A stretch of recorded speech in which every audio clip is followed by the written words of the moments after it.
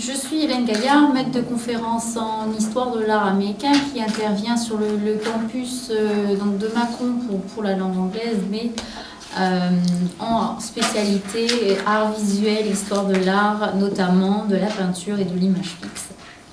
Alors c'est avec plaisir que je vais vous présenter j'anime cette pause culture dont je rappelle qu'elle est le lieu plus de la vulgarisation que d'une communication pour des spécialistes. Hein. Et bien sûr, j'espère que tout le monde sera conscient des éléments sur lesquels globalement je généralise. Hein. Et j'ai pris un certain plaisir à renommer cette contribution sur Jean-Jacques Audubon, à trouver un titre qui soit à la fois celui de quelque chose qui entre dans la légende dont nous parle Philippe Rocher.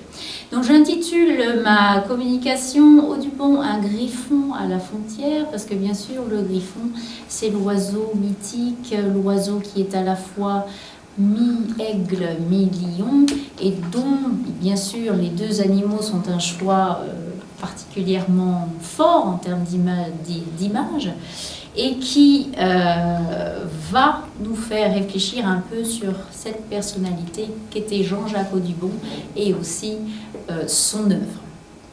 Alors le nom d'Audubon, peut-être pour les Français, bien que Audubon était français, n'a pas la même résonance qu'il a aux États-Unis. Aux États-Unis, Audubon, tout le monde sait que c'est globalement le domaine de la nature et plus précisément des oiseaux. Il y a des parcs innombrables qui sont baptisés Audubon. Il y a même une montagne qui s'appelle Audubon. Il y a beaucoup de lieux qui portent le nom de ce Français.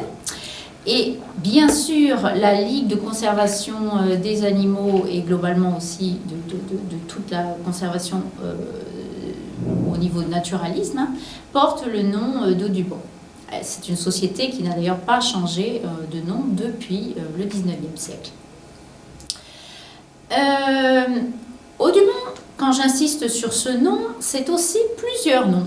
C'est d'abord Jean Rabin, c'est ensuite Laforêt, c'est ensuite Jean-Jacques Audubon et enfin John James Audubon.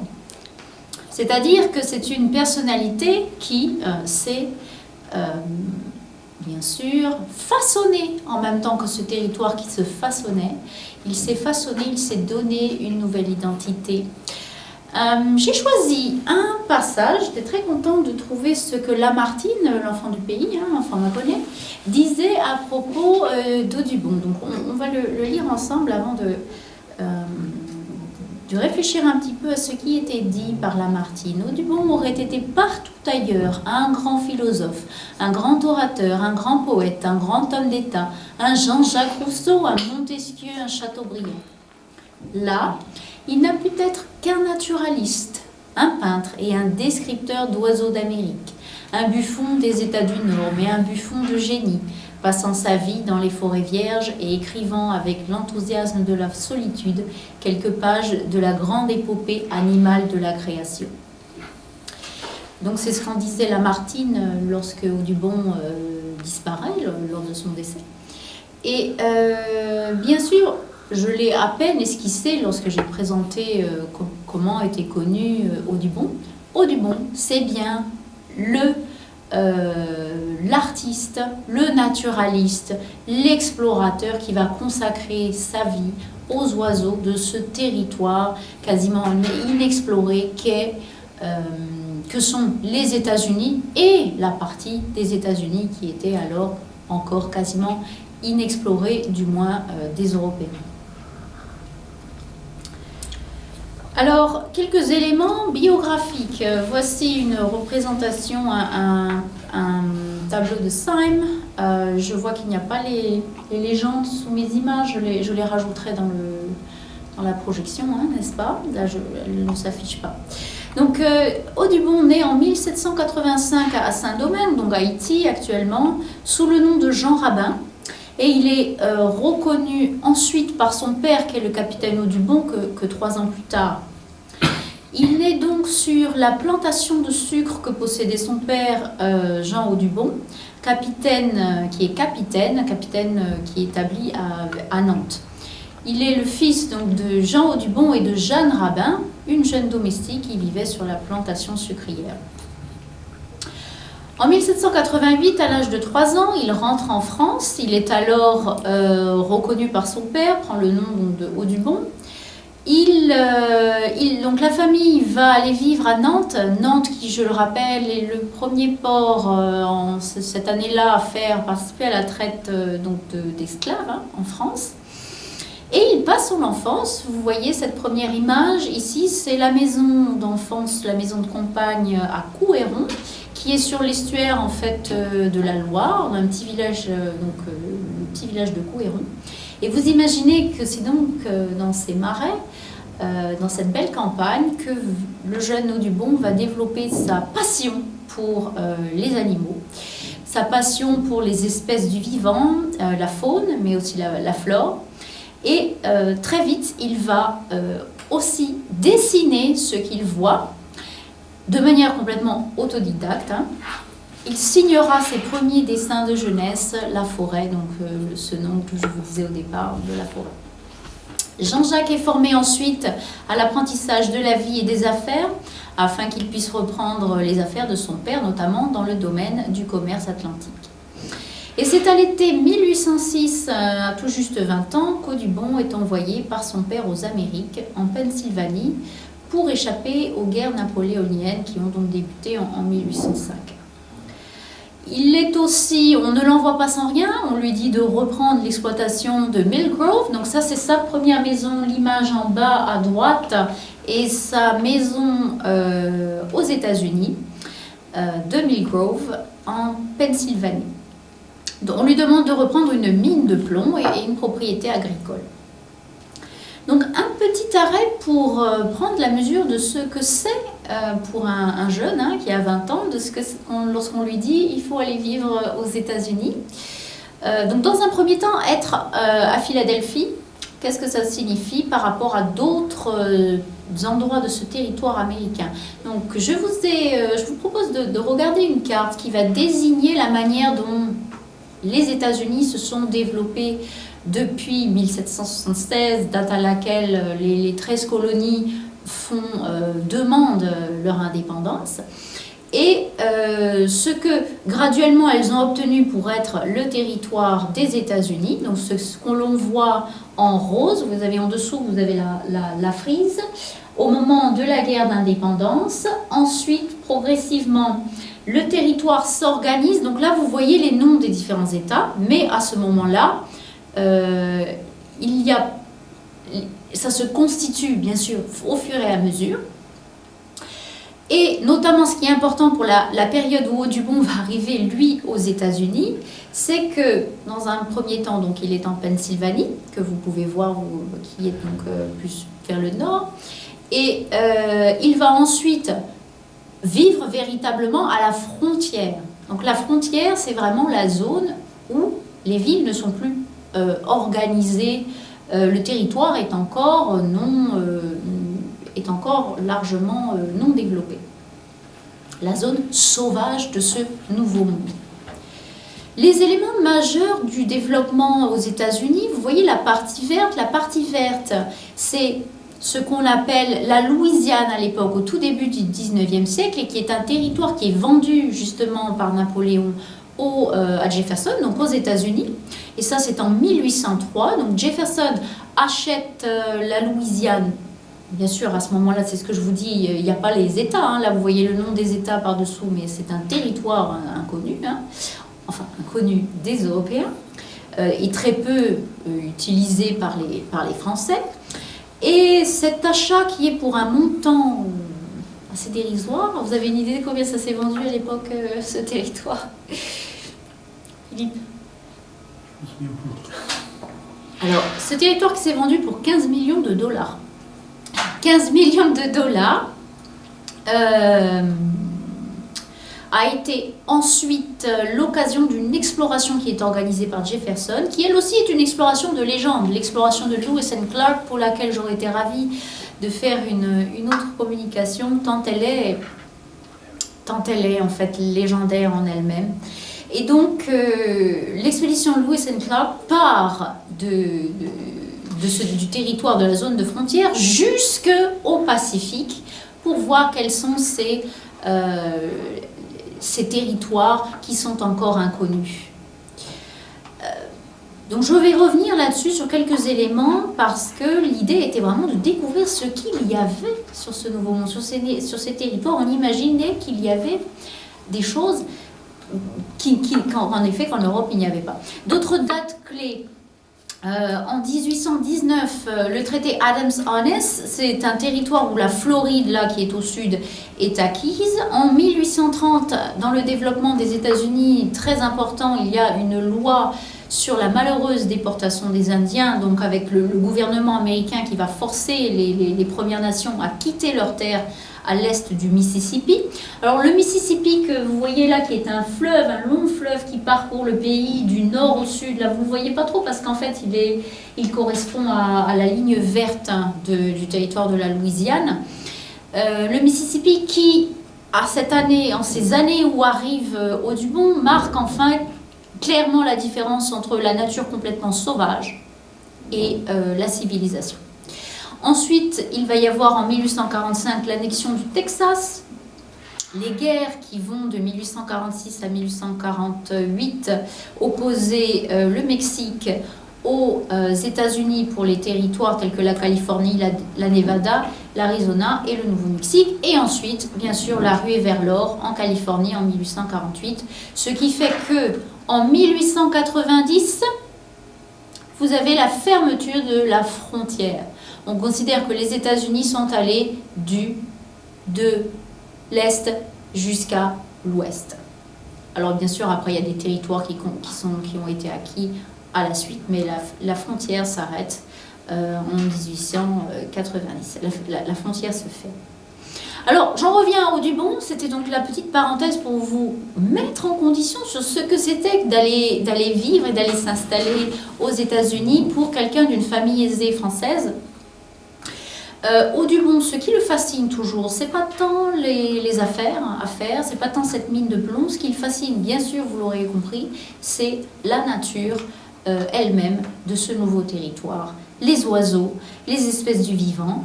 Il passe un temps considérable dans ses années de jeunesse à observer, à chasser de nouvelles espèces, leur donner vie par le dessin comme il le faisait enfant. 2 ans plus tard, après son arrivée, il se marie à une Anglaise, Lucy Bakewell, qui est d'une bonne famille, dans une propriété voisine, qui travaille comme institutrice par ailleurs, et qui l'appelle, elle, l'homme des bois. C'est un homme des bois pour elle, puisqu'elle connaît sa passion pour la nature. Audubon, très rapidement, vous l'aurez compris, il va rencontrer des difficultés, forcément, puisque ses entreprises ne seront pas prospères.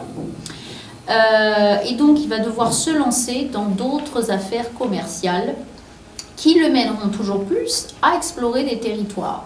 Alors, il part donc de Pennsylvanie pour s'installer dans le Kentucky, que vous voyez ici. Il s'installe dans une ville frontière, dans la ville de Henderson. Voilà sa maison à Henderson. On est d'accord que c'est une belle maison. Hein. Il ne faut pas oublier que, voilà, même s'il était en difficulté, il avait bien sûr le patrimoine de son père à ce moment-là encore. Mais c'est une ville frontière, c'est-à-dire que lorsqu'on fait quelques kilomètres, on est dans le sauvage, lorsqu'on est à Henderson. Donc il part souvent plusieurs jours hors de la ville. Il part et rencontre les tribus amérindiennes. Et en effet, là où théoriquement il travaille pour un commerce de biens, il travaille aussi dans la commercialisation de bois, il est clair qu'il passe la plupart de son temps à explorer la nature. En 1812, il est naturalisé américain, il devient John James Audubon, mais il se réinvente, même en se réinventant, il est toujours en proie à cette crise d'identité entre ce qu'on attend de lui en tant que Français qui doit réussir à faire prospérer les entreprises familiales, ou du moins à survivre dans un deuxième temps. Il est en faillite et il entreprend d'exploiter ses talents de dessinateur comme portraitiste à Louisville. Il prend un emploi aussi de taxidermiste, discipline à laquelle il a été formé lors d'un retour en France, au Western Museum, pour approfondir ses connaissances en zoologie et en anatomie. Mais le véritable tournant dans sa vie, c'est en 1819. En 1819, Audubon est ruiné, endetté et même emprisonné.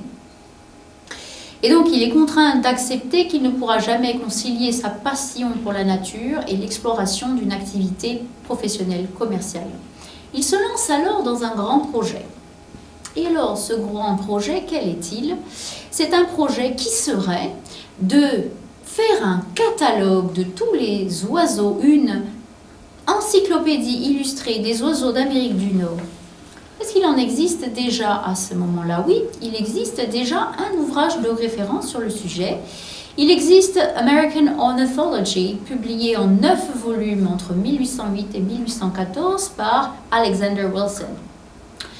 C'est donc un ouvrage qui fait référence, mais Audubon a une ambition qui est celle de surpasser le naturaliste Wilson et de le surpasser à la fois en nombre d'espèces, mais aussi en qualité de dessin. Donc à ce moment-là, Audubon, qui est soutenu quand même par sa femme qui parvient, qui comprend que c'est sa passion, il est contraint de quitter sa famille. Audubon s'engage sans argent dans une longue descente sur le fleuve de l'Ohio et sur le Mississippi. Il part à l'exploration de forêts, les bayous de Louisiane, les vallées de l'Ohio et même des contrées qui sont quasiment inexplorées, comme les plaines du Midwest, les marécages de la Floride. Il était déterminé à se faire un nom comme peintre des oiseaux d'Amérique. C'est un sacrifice personnel qu'il a fait pour sa passion. Et en effet, il a consacré son argent et son temps à ce travail-là.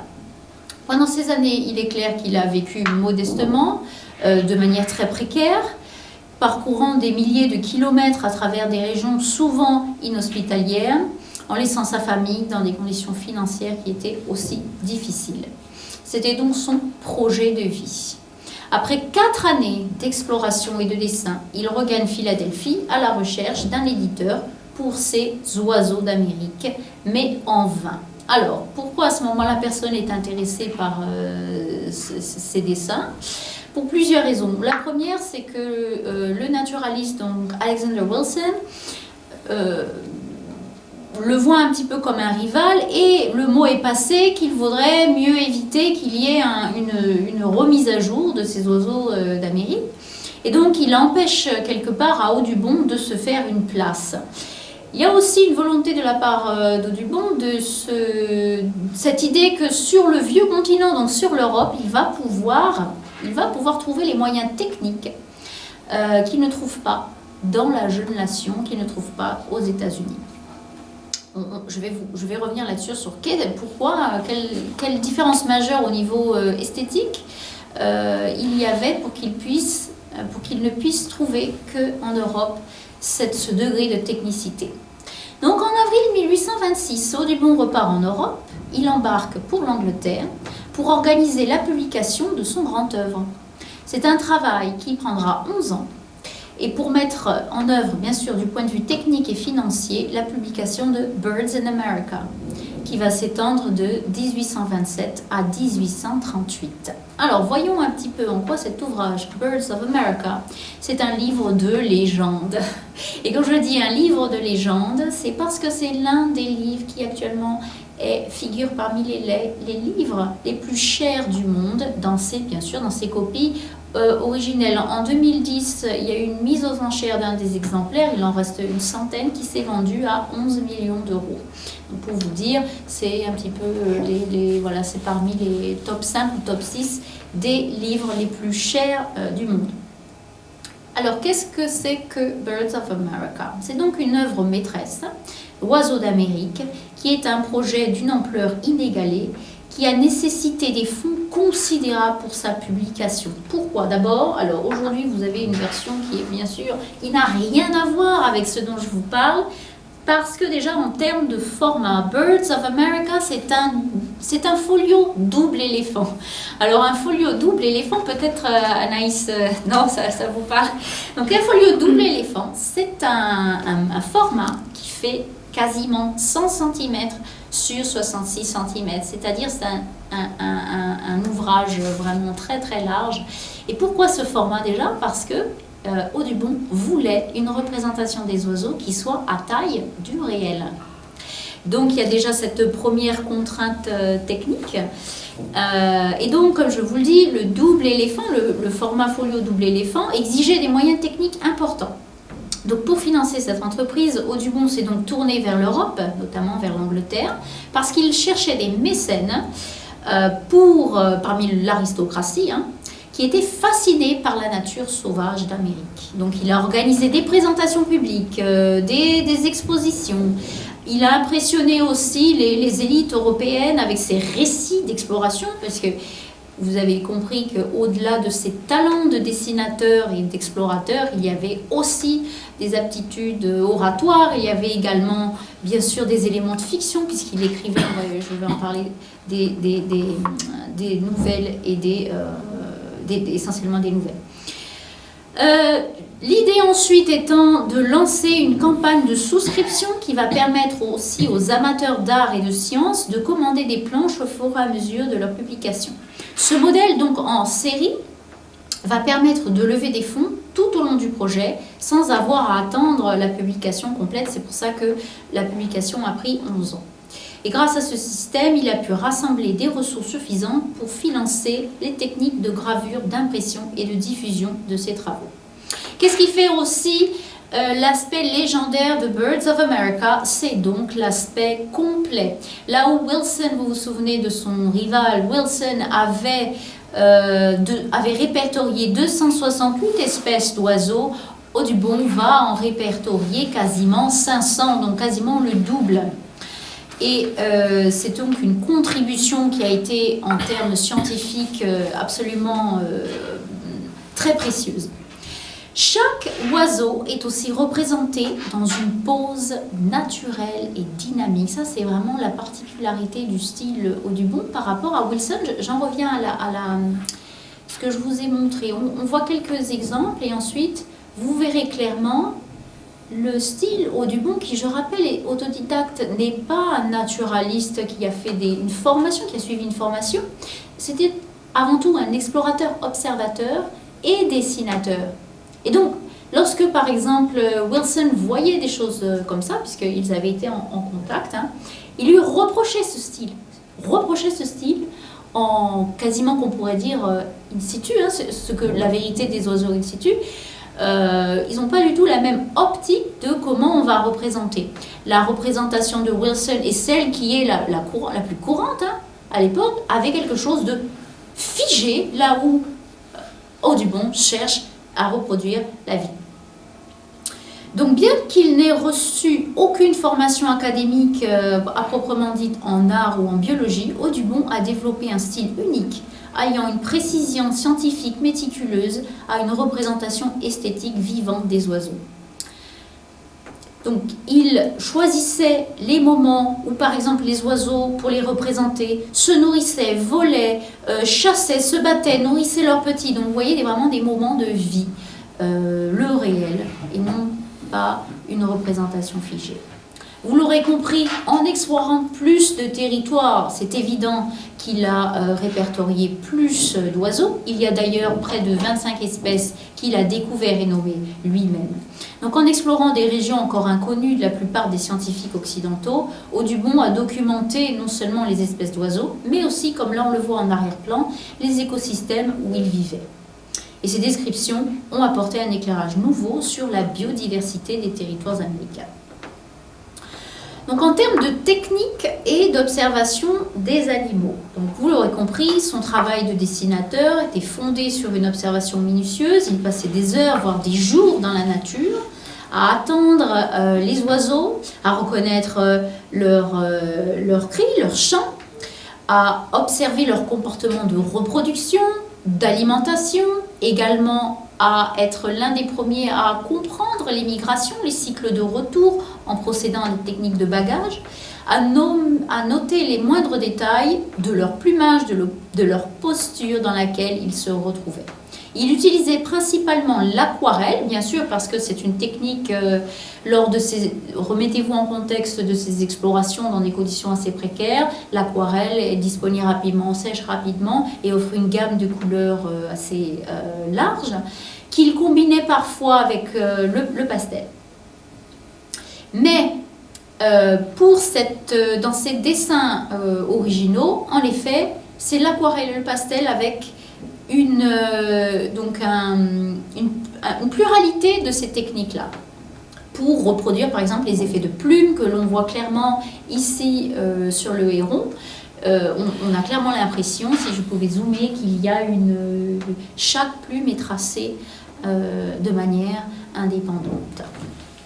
Donc pourquoi Audubon a-t-il été contraint de chercher quels sont les moyens techniques dont je vous parlais qui étaient nécessaires? Donc pour donner vie à son projet, je vous l'ai dit, il est parti en Angleterre, en Écosse puis à Londres, parce qu'il a dû faire appel à certains des meilleurs graveurs de l'époque. Puisqu'il y avait une volonté de reproduire avec une fidélité incomparable, il a fait appel à différentes techniques de gravure. Et cette technicité, il n'a pu l'obtenir qu'à l'époque en Europe. Donc son œuvre fut imprimée à partir de plaques de cuivre gravées, une technique exigeante qui permettait de reproduire des détails fins. Audubon a notamment collaboré avec Robert Havel Jr., un graveur talentueux qui a utilisé la technique de l'eau forte et du burin, donc les deux combinés, pour retranscrire les dessins d'Audubon. Donc je passe un petit peu sur les détails, mais le principe de l'eau forte, c'est donc la plaque qui est gravée en fait à l'acide, qui est formée, le dessin qui va se former à l'acide, tandis que le burin permettait de réaliser des détails plus fins, plus précis directement sur la plaque. Chaque édition était colorée ensuite à la main, donc vous voyez un petit peu le travail que ça a demandé. Des artisans, véritablement un travail colossal. Donc voilà un petit peu pour cette première partie que je voulais vous présenter. Qu'est-ce que Birds of America? Qui est Jean-Jacques Audubon?